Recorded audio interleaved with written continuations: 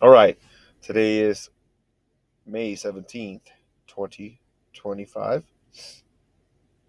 The time is early. Too early, but late for me. Early, probably for most people. Um, Anywho, if you're waiting on those ore videos, I'm still going to put them out there. I just been sick all week, which is really weird. Um, I know it's springtime, but yet there's like a sickness going around with everywhere I go. Everyone's has a cold. And I live out like away from people, but I do work around a lot of people. But at the same time, it's very strange when you go to your local Walmart and you see them pushing a lot of cold medicines and cough drops and stuff like that in the springtime. And I already knew when I saw all this stuff being pushed, I was like, "Oh man, there's going to be another another variation going out there." And sure enough, everybody got sick. And how they're distributing this variation, I don't know. Else, um, I don't know. I just find it really strange, and I've gotten sick this year several times. So have my peers around me that have been vaccinated. They've gotten more sick around me more times than I have. Just nobody's talking about this, but it's really really weird. What are they doing? Are they altering the variant so it forces us to go get a vaccination? Um, are they trying to make you sick and tired of being sick and tired? I don't know. Um, I don't know what it is, but I just know that it's definitely. I believe there's perpetuity behind it, and I believe exactly what I've been telling you before. I won't get too deep into that kind of stuff, but we all know it. We know there's something strange going on, especially when we're getting sick several times a year. When we still only get sick one time, you are forcing us to get vaccinated. You sons of. Anywho, all right. So I've been watching other people's videos, and and sometimes people do like movie decodes, and I can't wait for them to come out. And it made me remember why I even started this whole channel was to to read the Bible chapter by chapter, verse by verse, and just to read it. And then I started decoding it, and then I started even preaching on it a little bit. And that's exactly what we're going to go back to the roots of. um, if you're a diligent viewer, that's what I do. I usually I cut my videos into two or three, and I definitely I'll always talk about or share a chapter with you. That's what I'll do. I'll break it down. We'll decode it. Um, uh, Today's video is going to be really simple, um, based on time. I'm not feeling too well and all that stuff. Uh, and then and for simplicity. Um, but back to what I was saying is the movies, right? Waiting for these decodes to come out, and a big part of it was I wanted to get people back, or to give people a chance. Man, that's a better way of saying it, to wake up, and instead of having to wait on their favorite YouTuber or truther or minister to show them the movie and decode it for them, I always felt like just empower somebody to do it, right? Because we want people to be empowered. We want people to snap out of it. It's not about views. For me, it's not. Um, I believe in the whole spiritual aspect of there's the spiritual war, the spiritual battle. That's what it comes down to. None of this stuff is ours. I don't own none of this stuff. You find something, you hear me say something, it's yours. Take it. Tell your friend.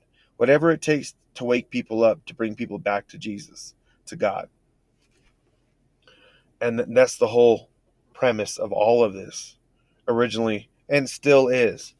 And I'm going to briefly go over tools for decoding movies so you're empowered, so you can break free of the spell, right? These people, the people in the occult world, the elitists, um, the media, um,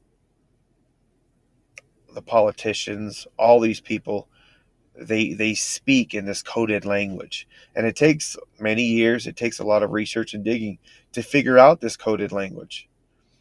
And once you do, once you're aware of their signs and their symbols, it's like you're awakened from their spell. But you know it is a spell, because if you don't exercise this muscle, you'll find yourself fall asleep again, all over again. And you can watch a movie one day, or a media segment, and you could point out all the signs and symbolism that they're using, all the all the words, and whatever it takes, all the spell magic, right? You can see it, you can feel it, and you're like, what the heck? And you're awake to it, and you're not phased by it. Then there are times when you don't exercise that muscle, that you fall asleep to it, and then you won't even notice it. You can even watch the same movie and not even notice the things that you've noticed before. Or you can, listen to a segment, a political campaign or a speech, and um, totally miss it. So basically, this video is going. I'm going to give you the tools for decoding movies. I made movies. I made videos on this before. Very few people watched them. So I know that the majority of you that are probably watching my videos, which there's not very many, but I'm grateful of you, probably are still asleep to a lot of the symbolism when it comes to pulp culture and politics, to the occult world, the satanic world that's been cast upon us. It's not just um, decoding Bible stuff, having the ability. I just added another syllable, and that's pretty cool. That's what happens when your nose is stuffed. Having the ability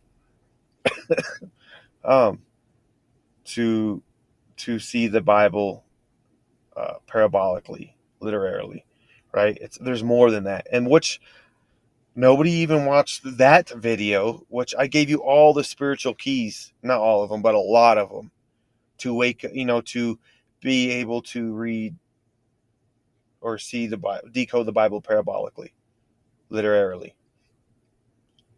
I know, because there's no views on it. It's just a few videos ago. So I'm going to do it again.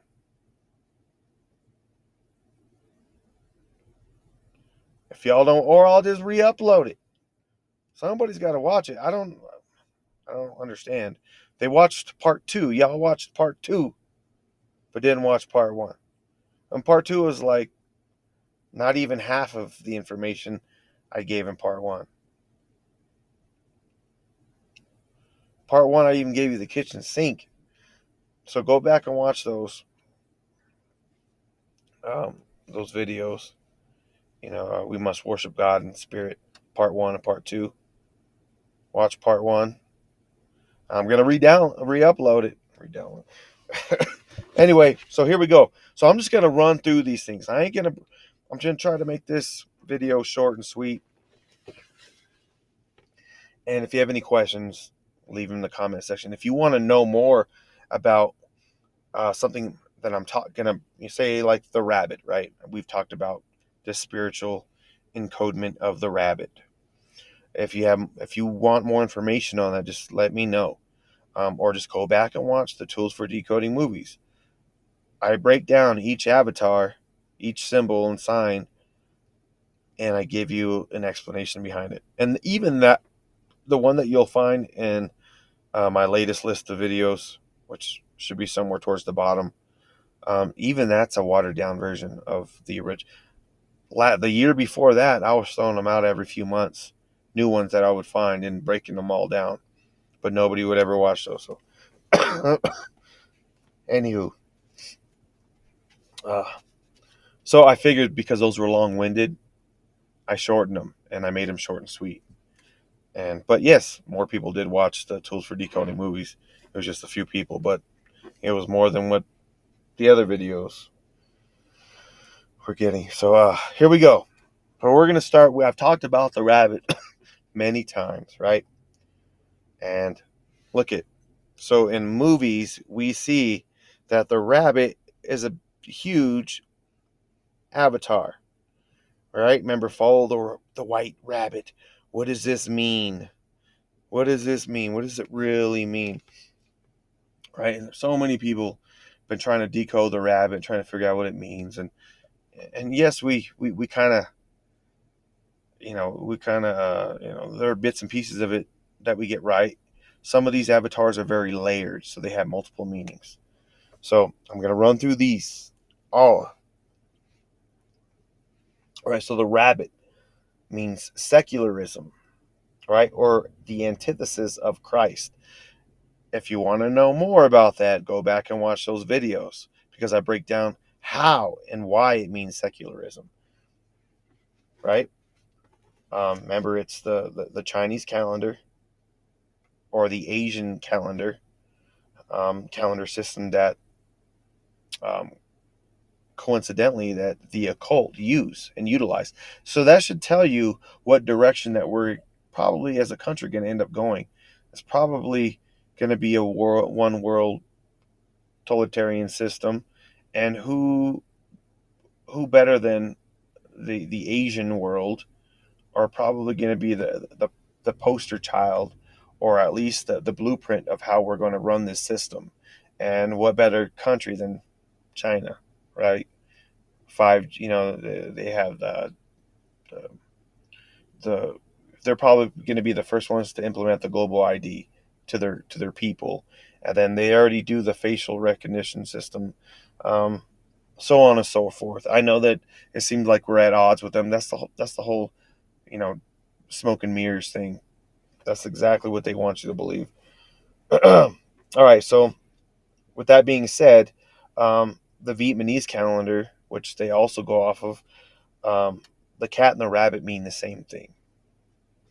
But ultimately, the rabbit means secularism, right? So, what that means is that if you're not on God's time, you're on a pagan calendar, secularism.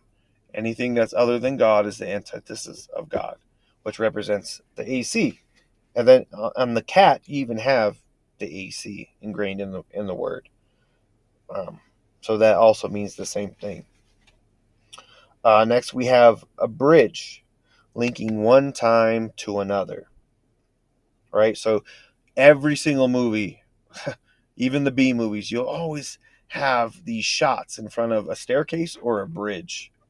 Right? Why is that? Um, for various reasons. The staircase coincides with Revelation 12 and also represents DNA, the alteration of it. So the bridge, whoops, um, usually represents linking one time to another, and a broken bridge altering time via altering um, altering the original route via usually with DNA, right? And a lot of times you'll see the bridge associated to the Golden Gate Bridge or the broken Golden Gate Bridge in cinema a lot of times.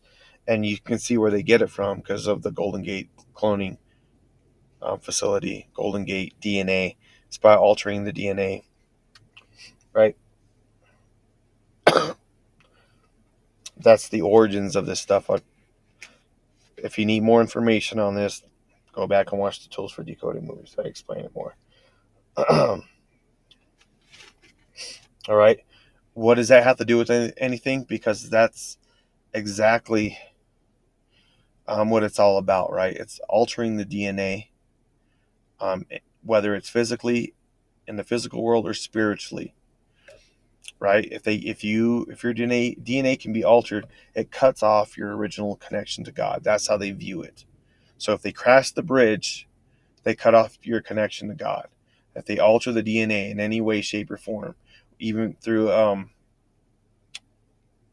vaccinations, and because a lot of vaccinations are RNA, DNA based, um, they alter it, they change it, or through long periods of time, we don't know if those vaccinations could possibly alter.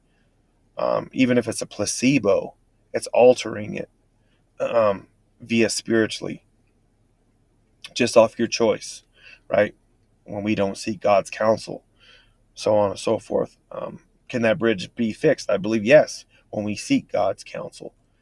Um, But and this whole Golden Gate cloning thing can can be associated more than just vaccines. It can be with in vitro or um, altering um,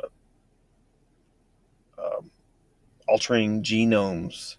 As you know that they're actually planning that, so you can take out all the bad stuff of a child and implement all the good stuff via DNA. Um, you know um, there's a lot of things that are associated. I don't want to crack the egg open on that. Even through GMOs and stuff like that as well. There's a whole I can do a whole video on this, which I have before. But anything that's DNA altering, whether it be GMOs, in vitro, whether it be vaccines, whether it be cloning, whether it be anything along those lines, it represents the alteration, the alter bridge, right? Isn't that funny that remember the band Creed? Remember that they're a God worship band, and then they totally got rid of the lead singer because whatever reason, probably some MK Ultra kind of stuff, because he went crazy and stuff like that for a long period of time. And then the band that took his place was called Alter Bridge, right? It's really strange to me. Um, but it's just altering the original bridge, altering that connection to God. I did I did a rainbow bridge decode on that whole Niagara Falls thing. Remember that car, that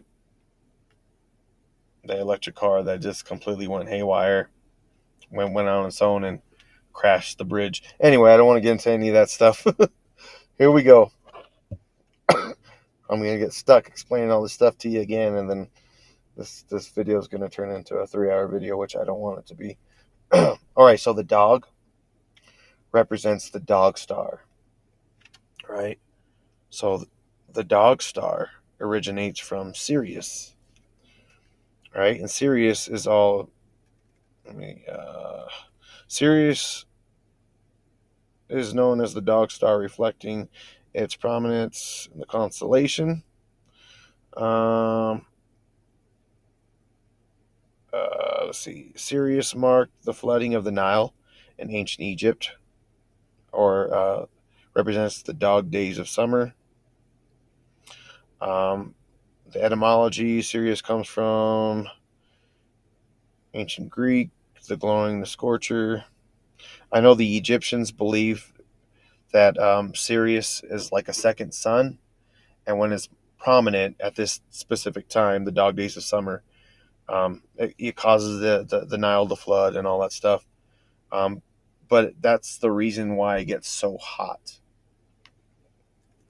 right? Because they believe it's like a second sun. Um, One authority suggesting a link with the Egyptian god Osiris. So there's an Osiris connection to it. I don't want to get into all this stuff either. I mentioned it in previous videos, but the dog in movies usually represents the dog star Sirius, and the dog backwards, this is a layered meaning, um, is God, right? So they'll use that as the backwards God, dog, right? And then also dog can be associated to Orion and the dog star Orion, the hunter. All right, next we have the Revelation 12 sign, which I've been talking about for years now. And nobody out there has picked up on this sign yet, which is really weird to me. But it's everywhere. It's in all kinds of movies. It's in the real world. I'll show you right now. This Revelation 12 sign, let me read it to you, represents the Revelation 12, right? There appeared a great wonder in heaven, a woman clothed with the sun and the moon under her feet, and upon her head was a crown of 12 stars. She being with children. She be. Ugh. Sorry, I'm trying to rush through this stuff. Please forgive me. I'm kind of sick. That wasn't on purpose either. And she being with child cried, travailing in birth, and pain to be delivered. And there appeared another wonder in heaven, and behold, a great red dragon, right, having 7 heads and 10 horns and 7 crowns upon his head. And his tail drew a third part of the stars, right, cast them on earth, and the dragon stood before the woman, which was ready to be devoured. Right. So that's what it really represents. The dragon coming for the woman, right? Having a short time, right? So you see this symbol. It's right here. It's the Virgo symbol, right? Watch. Let me type this in. I should have brought that one up.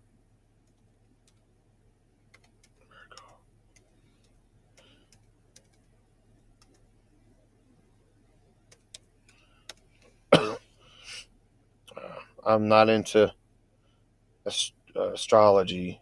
Astronomy is different, right? Because we're studying the stars. I'm just showing you the symbol. Let me see. It's of course the astronomy stuff's going to come up.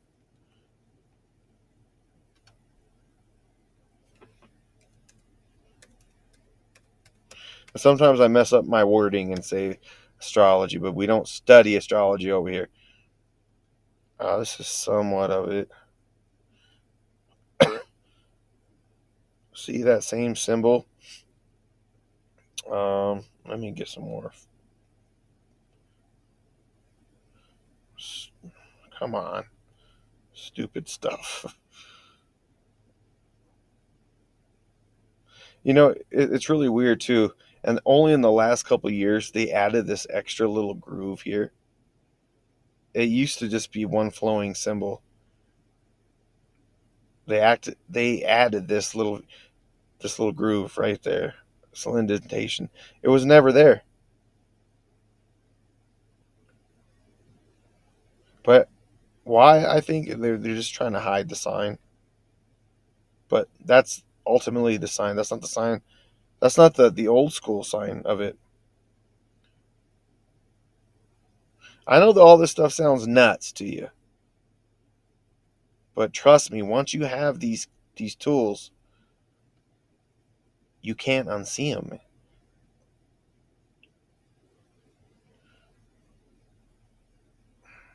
Man, they gave me some crappy constellations. So what happens? You go to these astronomy, astrology sites. All right here. See, look at this is the way it's always been.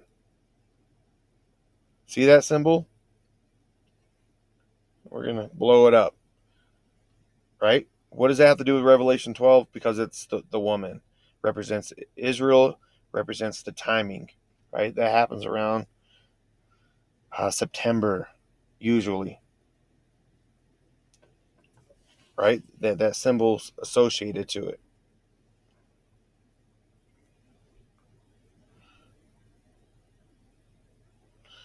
Oh, gosh.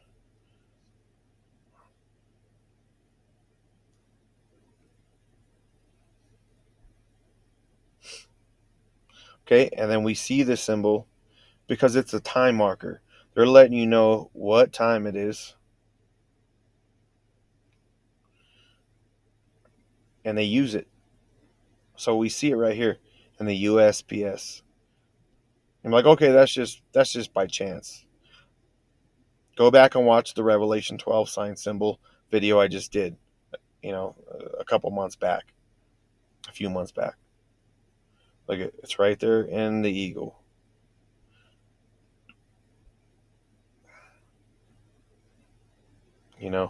It's in it's in the eagle, right? Like the dragon. It's very similar. It's everywhere, especially in cinema. And I, I'm going to give you more examples of this. I'll do another video because I'm so adamant about it. But it's a multi-layered video. I mean, multi-layered symbol. It means the Revelation 12 sign. It represents um, the tip of a needle because it looks like the tip of a needle, the guillotine, and it's also a reflection because below, right? So you have the above version is the symbol Virgo, right? And below it looks like Nevada, or the LV lithium connection, right? The bunny rabbit. If you don't remember that video, um, and that's Sin City, right? That's the below version of it. And then I could I've done videos on this before. Go back and watch those videos, and I explain the connection of the Sin City connection to it. That's a video in itself. I'm not going to do it, but of course, it's the city of lights. It has everything to do with Zeus, and there's your lithium connection, electricity, energy. You even know who has facilities there. Of course, there's a lot of weird, creepy stuff that goes on there. I'm from there, so I know. This is not a video on that right now. Uh, Next, we have the Lincoln, linking one time to another. Right, so whenever you see a Lincoln car or a Lincoln, like Abraham Lincoln statue, that's what that represents, linking one time to another, just like the bridge. Right, so the penny, whenever you see a penny with Lincoln on it, which you'll see in so many movies, it's the copper. It represents the copper serpent because President Lincoln, was the copper president, right? So he formulated the whole copper communications. He was the first one to do that. And it was like a form of time travel, right? You can send a message from here to there super fast. And so the occult, or the people in power, they'll use that as communication, as a form of time travel, and also of demonic time travel, the copper serpent, the copper uh, traversing one time to another. All right, so whenever you see horses in video, right, represent the horsemen of Revelation. You'll always see a white horse in movies. Um, they'll even use the copper man too, as in place of the copper serpent, especially on a white horse. That's, of course, they get that from Revelation, right, or Scripture, because Jesus is being connected to a bronze, right? His feet were like the color of burnt bronze, right? And we all know that's symbolic language. It's not literal when you read that. Um, it's symbolic language because we've done videos on that too. Um, but they'll usually utilize or use a copper person on a white horse, which is ironic. Um, just like like the OJ in his white Bronco. That was the rider on the white horse. That's what that whole thing was all about. It was just a ritual, right? They'll use a cop, right? A cop is symbolic for. I'm not saying cops are this and that. They'll just use it as symbolic representations for the copper serpent, the blue blood race, or the blue bloods, which ultimately equals the serpent. They'll use deer as the hunted, and the hunted usually are innocents or Christians. They'll use the buck as the male Christian, or even a brother, which still is the hunted. Squirrel, which you'll see like in Hot Tub Time Machine, right? And also in Back to the Future. Remember, better run, squirrel. It usually means a change in time. A raccoon is a Corona scrambled. An umbrella is a syringe, due to the components are very similar to a syringe components. All right. Corn. We all know that actual corn um, is attributed to like high fructose corn syrup and heavily GMO'd. And just like in the movies like Children of the Corn, you see the cornfield's always something bad happens, so it's usually attributed to like death. Ribbon or flags, like in the movie Nope, right? That represents DNA.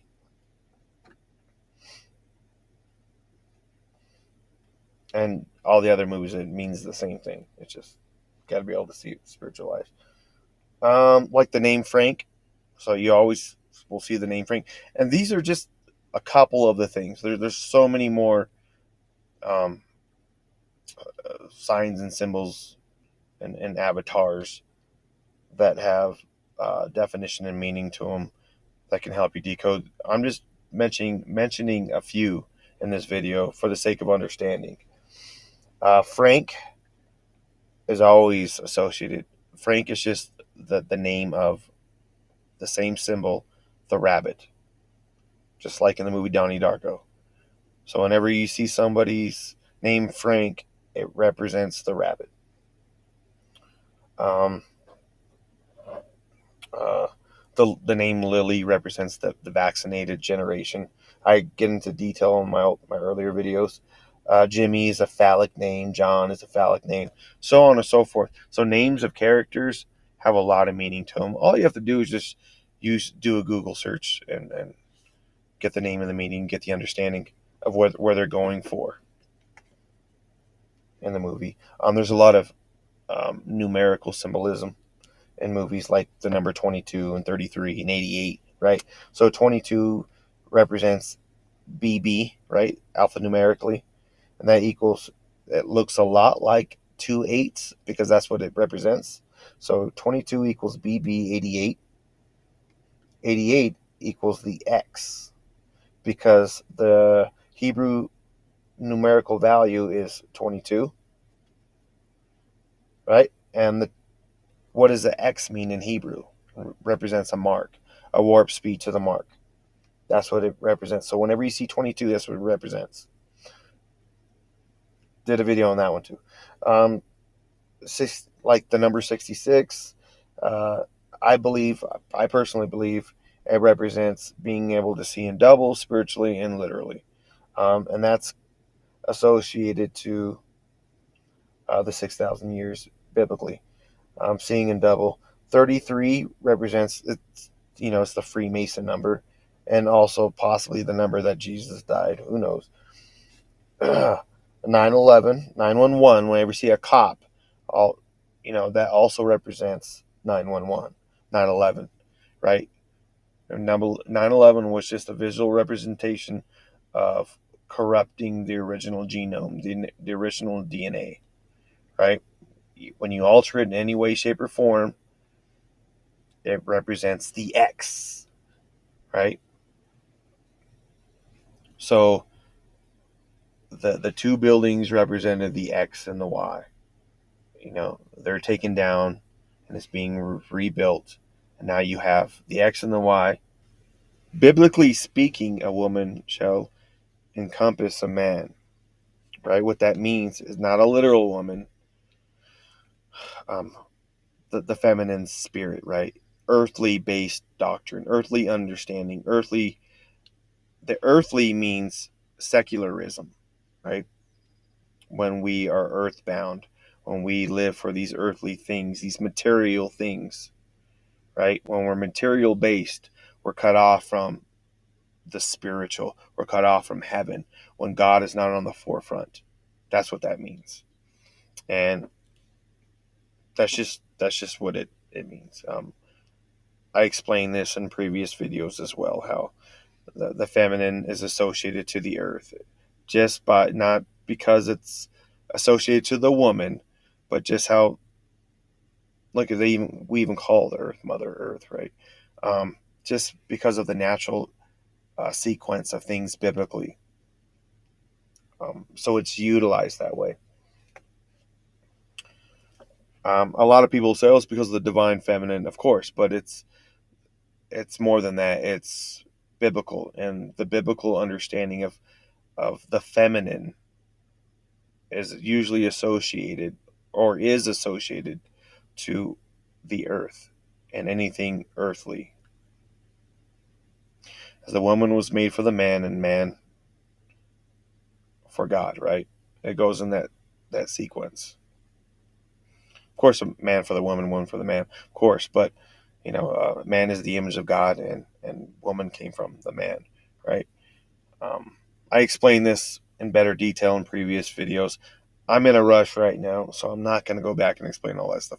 But just take my word for it. That's how they perceive it. That's how they see it. When we are secularized, that's the feminine spirit. That's the Some people will say that's the divine. It's because we're in materialism. We're earthbound. We're literal instead of literary. Same thing can be applied to doctrine. How it's everything's perceived literal, and we know everything shouldn't be perceived literal. When we're supposed to worship God in the spirit, right? All right. So the number 23 equals DNA. We know because of the 23 strands of DNA. 24 is altered DNA, right? Or alphanumerically, in American, it's the what? The X. So it's code for also the X gene. All right.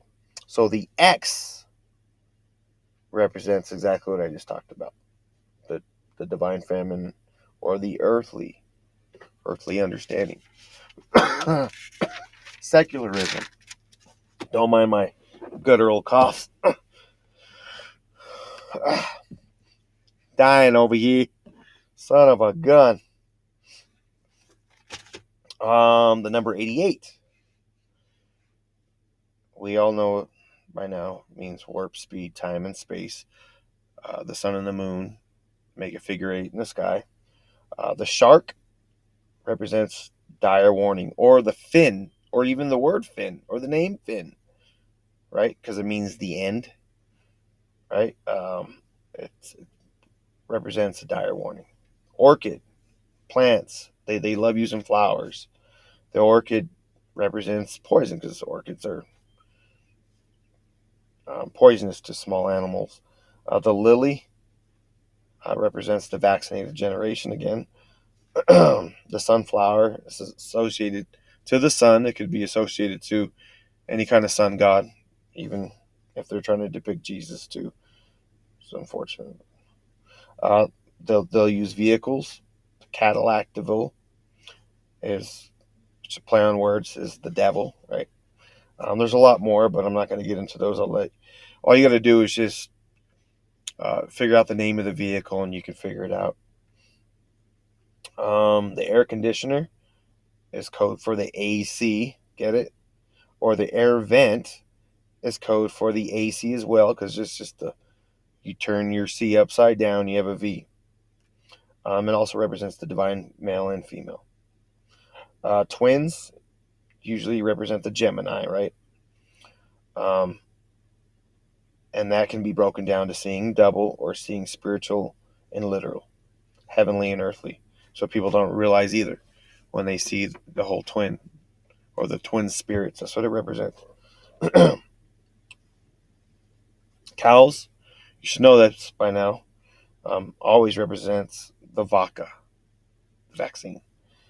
Meats, same thing, Vaca vaccine. Chickens are allegorical. They'll use them as serpents, or the feathered serpents, right? Um, for sickness, or they'll use the beer bottle Corona, the beer Corona. Bud Light as a form of enlightenment. So on and so forth, stuff like that. Go ahead and double check this work. I guarantee you it'll check out. When you watch a video, pay attention to these signs and symbols. Write them down. Go back and write down what I talked about. I was trying to actually go through them a lot faster so you can write them down, because when I start explaining stuff, then you got to fast forward and get all lost.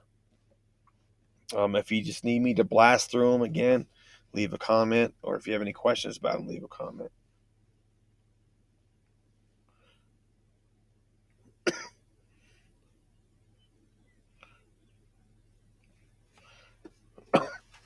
All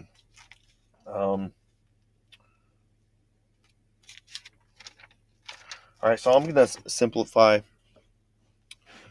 this chapter. I'm just going to read it in its entirety and then just break it down.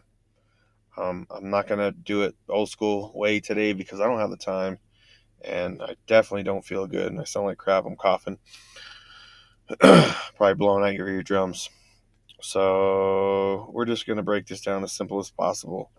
Exodus 18:1. When Jethro, the priest of Midian, Moses' father-in-law, heard of all that God had done for Moses, for Israel his people, and that the Lord had brought Israel out of Egypt, then Jethro, Moses' father-in-law, took Zipporah, Moses' wife, after he had sent her back, and her two sons, of which the name of one was Gershom, for he said, I have been an alien in a strange land, and the name of the other was Eliezer, for the God of my father said he was my help, and delivered me from the sword of Pharaoh. Jethro, Moses' father-in-law, came with his two sons and his wife unto Moses into the wilderness, where he had encamped at the mount of God. And he said unto Moses, I, thy father-in-law Jethro, am come unto thee, and thy wife, and her two sons with her. And Moses went out to meet his father-in-law, and did obeisance, and kissed him. And they asked each other of their welfare, and they came into the tent. And Moses told his father-in-law all that the Lord had done unto Moses. Almost called him Moses. Jeez Louise. And Moses told his father-in-law all that the Lord had done unto Pharaoh and to the Egyptians for Israel's sake, and all the travail that had come upon them by the way, and how the Lord delivered them. And Jethro rejoiced for all the goodness which the Lord had done to Israel, whom he had delivered out of the hand of the Egyptians. And Jethro said, Blessed be the Lord, who had delivered you out of the hand of the Egyptians, and out of the hand of Pharaoh, and who had delivered the people from under the hand of the Egyptians. And now I know that the Lord is greater than all gods, for in the thing wherein they dealt proudly, he was above them. And Jethro, Moses' father-in-law, took a burnt offering and sacrifices for God. And Aaron came, and all the elders of Israel, to eat bread with Moses, father-in-law, before God. And it came to pass on the morrow that Moses sat to judge the people, and the people stood by Moses from the morning unto evening. And when Moses' father-in-law saw all that he did to the people, he said, What is this thing thou dost to the people? Why sittest thou thyself alone, and all thy people stand by thee from morning unto evening? And Moses said unto his father-in-law, Because the people come unto me to inquire of God. When they have a matter, they come unto me. I judge between one another, and I do make them known the statutes of God and his laws. And Moses' father-in-law said unto him, The thing that thou dost is not good. Thou wilt surely wear away both thou and this people that is with thee. For this thing is too heavy for thee. Thou art not able to perform it thyself alone. Hearken now unto my voice. I will give thee counsel, and God shall be with thee. Be thou for thy people to Godward, that thou mayest bring the causes unto God. And thou shalt teach them ordinances and laws, and shalt show them the way wherein they must walk, and the work that they must do. Moreover, thou shalt provide out of all the people able men, such as fear God, men of truth, hating covetousness, and place such over them, to be rulers of thousands, rulers of hundreds, rulers of fifties, and rulers of tens. And let them judge the people at all seasons. And it shall be that every great matter they shall bring unto thee, but every small matter they shall judge. So shall it be easier for thyself, and they shall bear the burden with thee. Thou shalt do this thing, and God command thee so, then thou shalt be able to endure. And all these people shall also go to their place in peace. I added an extra go there, just for fun.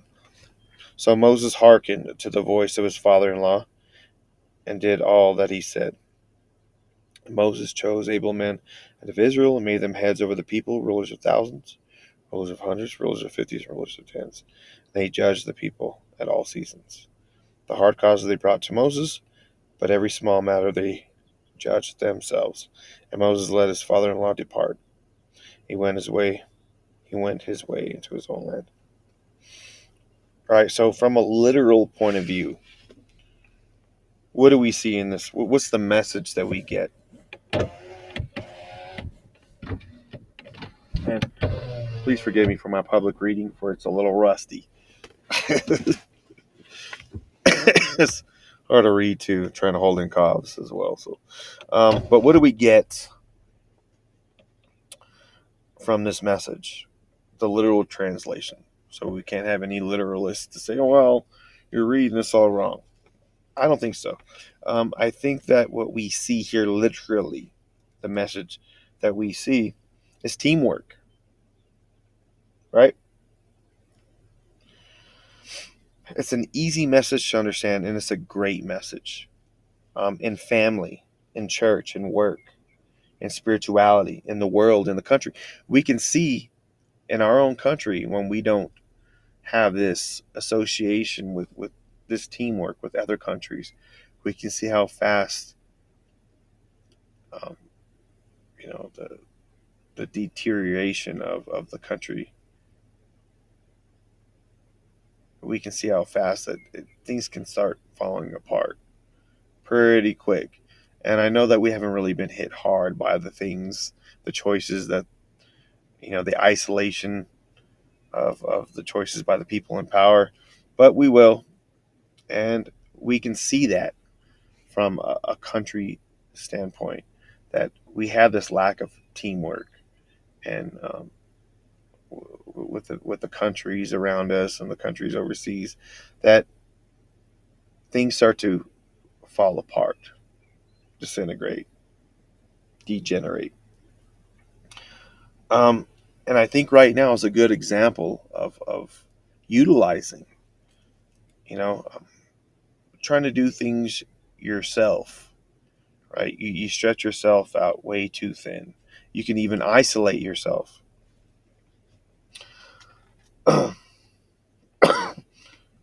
And I think this particular chapter is a great understanding, and there's something ingrained in God's plan, that He never meant for us to do anything by ourselves.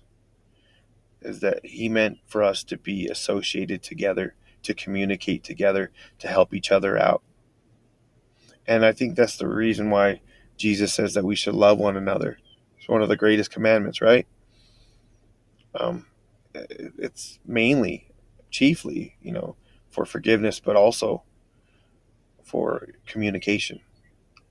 I think that this country and the world probably suffers the most from, besides lack of God, is lack of communication, which probably is the same thing. Um, and so, if you're somebody who's trying to handle everything by themselves, just learn from this story. You're going to wear out.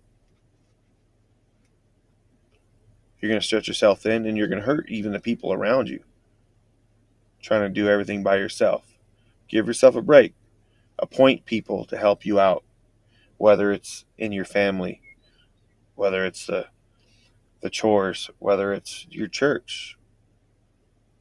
You know, distribute the responsibilities. At work, distribute the responsibilities.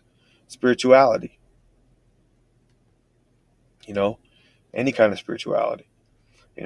Seek, you know, uh, instead of trying to learn everything yourself. And, sometimes you got to reach out and learn from others. Um, yeah. Anyway, I believe that that's the message, the literal message that we can get from this. I believe there's spiritual translations as well. The spiritual translation, I'll keep it real simple. Um, But let's check out. Let's see here. Matthew 25. Let's go. Just like in the last chapter, when he struck the rock and water poured forth, we knew that there was something deeper going on, right? And when you hear that, like, why did he struck a rock and water poured forth? I believe it happened literally, but I believe that there's a spirit, it gave birth to a spiritual understanding. And there's no way you can go through the entirety of the Bible and not acknowledging or appreciating the spiritual overtones of Scripture. And this chapter is no different. It's not a heavy hitter like the last chapter. If you're in the dark, go back to my last chapter, Decode, Exodus 17. That was one of my favorite ones to do. And I bust out the spiritual big time in that video. I'll give you an example. So, like, the rock represents Jesus. We know that, right? Jesus was struck or pierced by a staff, right? Remember? And water and blood poured forth out of his side. Right? That can also mean that Jesus was pierced by the law, right? Moses represents the law. The law is what killed Jesus, right? All the Pharisees that instilled the law. And when he was struck, poured forth water, right? When he was struck on his side, that represents grace and the Holy Spirit being poured forth on the rest of us. You see how this works? You see, when you look at things through spiritual eyes, you see the powerful connections there.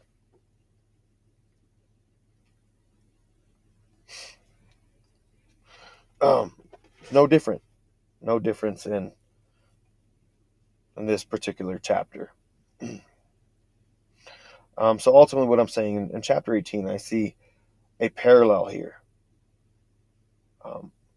following the last chapter. So not all things are syncopated, but I believe the spiritual significance is syncopated.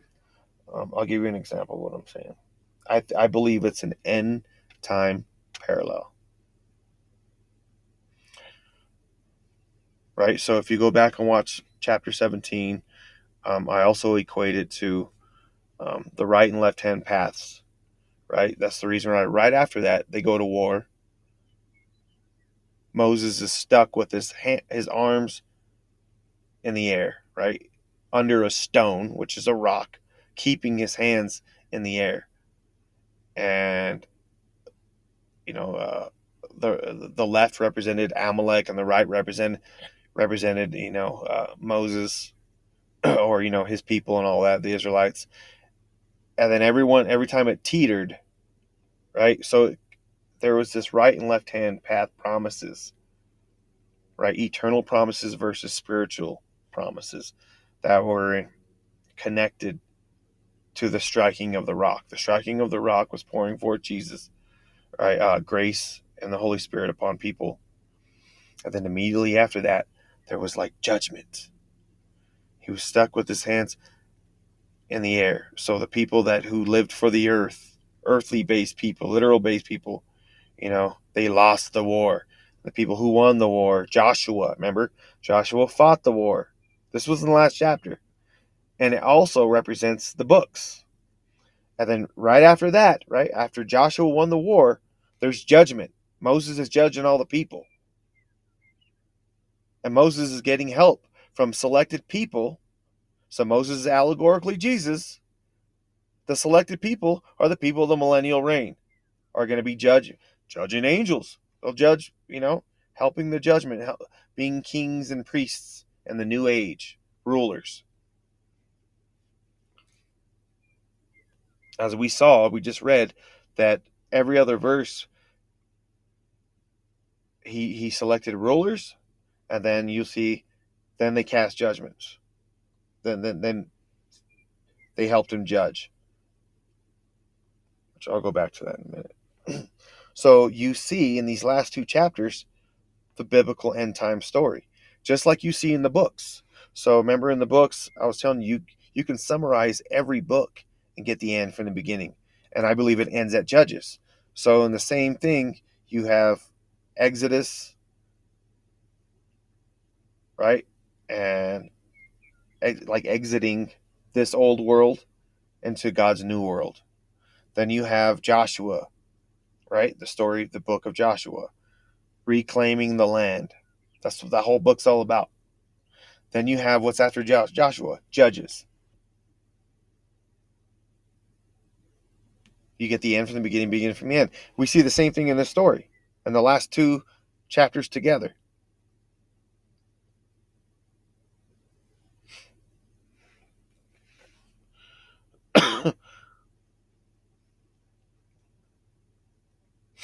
um, and I believe there's some clues. You know, these are all verses about the millennium, right? And Revelation 5:10, and have made us kings and priests to our God, and we shall reign on the earth. And that's referring to the millennial reign, right? Remember this whole parable of Matthew, um, when Jesus was talking about the men who multiplied their money and then the ones that squandered it. If you read this chapter, which I can read it for you, there's an end times parallel to that.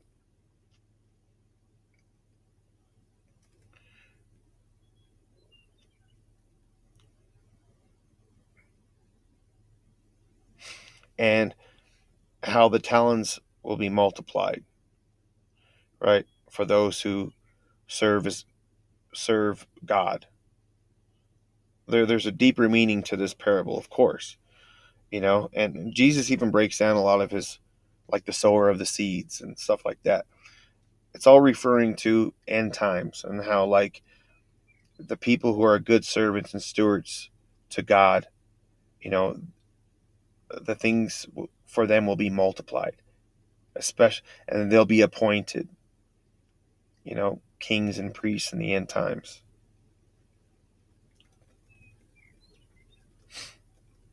For the sake of a lengthy video, um, I'll let you read Matthew 25 on your own, but I just also want to show you, like,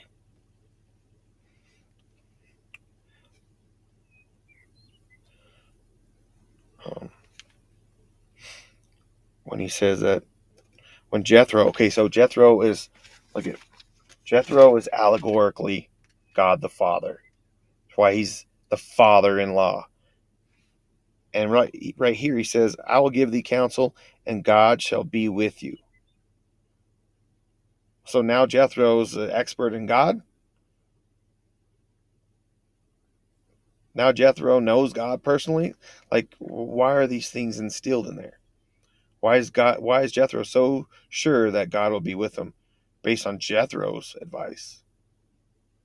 When was Jethro the advisor? When did he was appointed great wisdom and a great understanding of the God of Abraham, the God of Israel, right? Nowhere does it say that, but now all of a sudden he's calling the shots. Why? Because there's a spiritual significance to it. Because Jethro represents God the Father, Moses represents Jesus, and then the rulers and judges represent the believers. So right here, rulers of 50s, rulers of 10s, right? And they shall judge. And then scripture says that we will be kings and priests. Kings are rulers, and we shall reign on the earth. In the millennial reign. And there's various parallels and actual verses that say that, we will rule and reign in the millennial reign. People who believe, right? And then Jesus will be the ultimate law. So you can definitely see this parallel.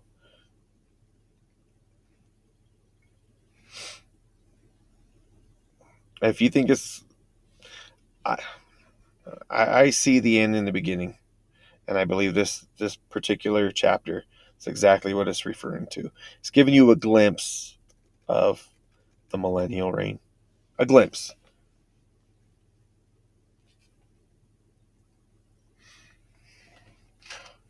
If you need more information on that,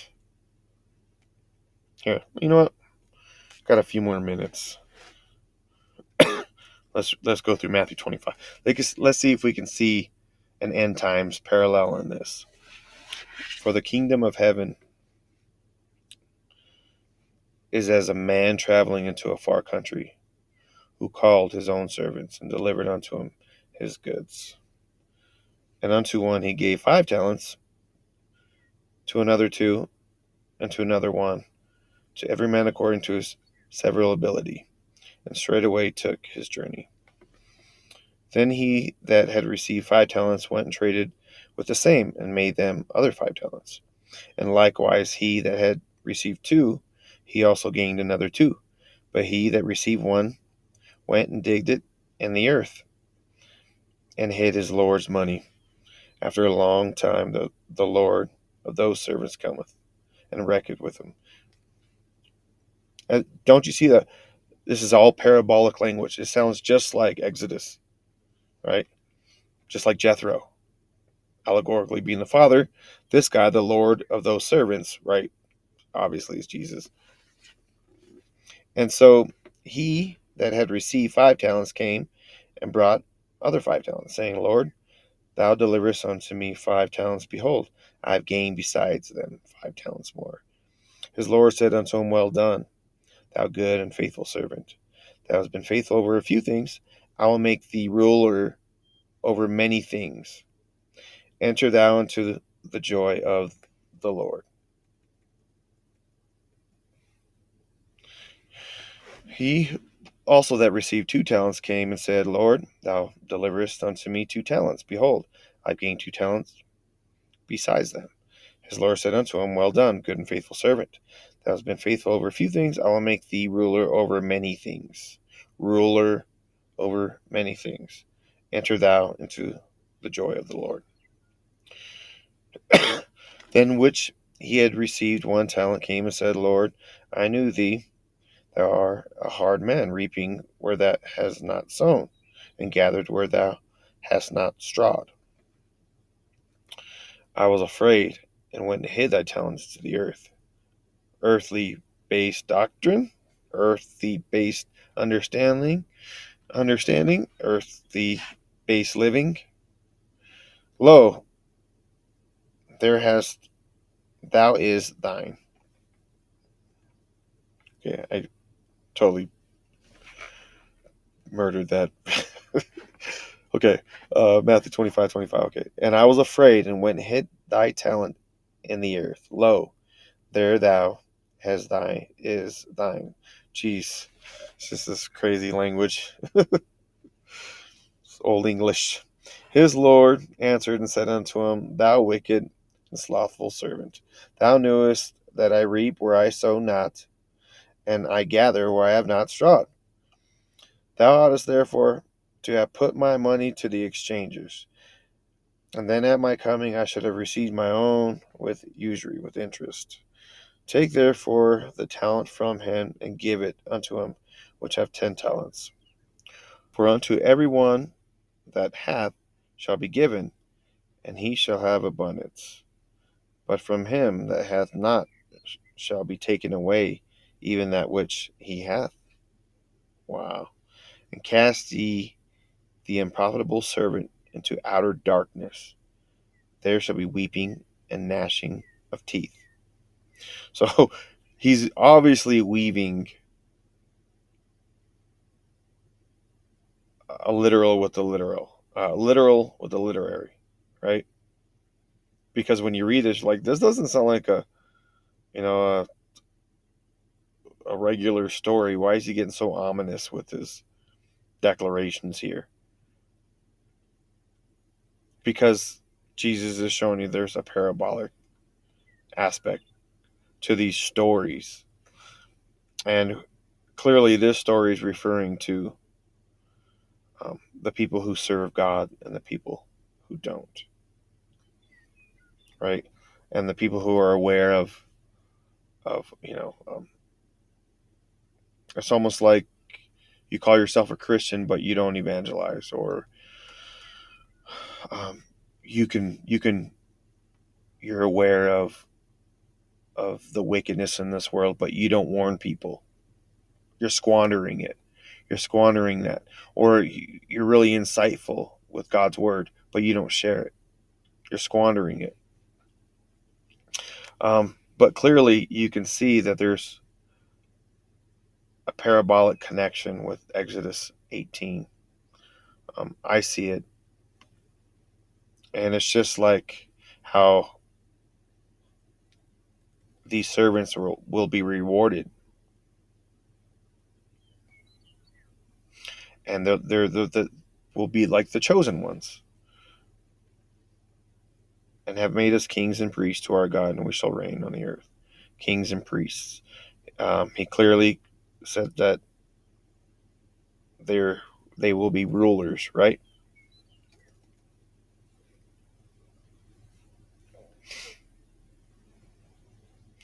And we can clearly see.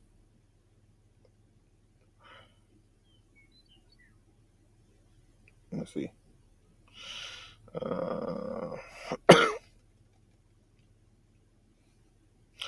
right here, I will make thee ruler over many things, and enter thou into the joy of thy Lord. That's not talking about something literal. Of course, it's a literal. There's a literal understanding to it, but he's talking about something bigger, right? Enter into my kingdom, my new millennial reign, or you know, into my joy, the Lord's joy, right? Ruler over many things. Right here we shall reign on the earth, kings and priests. And right here,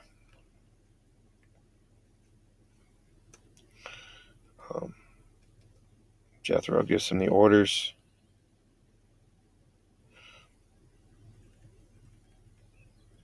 Right here it says, moreover, thou shalt provide out of all the people able men, such as fear God, men of truth, hating covetousness, and place such over them to be rulers of thousands, rulers of hundreds, rulers of fifties, and rulers of tens. How come he just doesn't say judges? But he intertwines it because it's the sake of the parable, the parabolic language that I just showed you.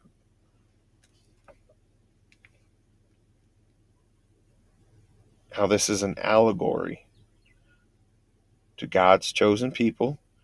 They will rule and reign in the millennial reign.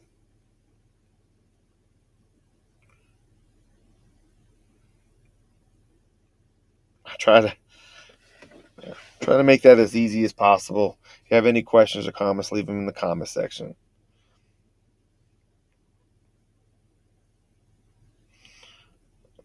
Thank you for watching. Till next time.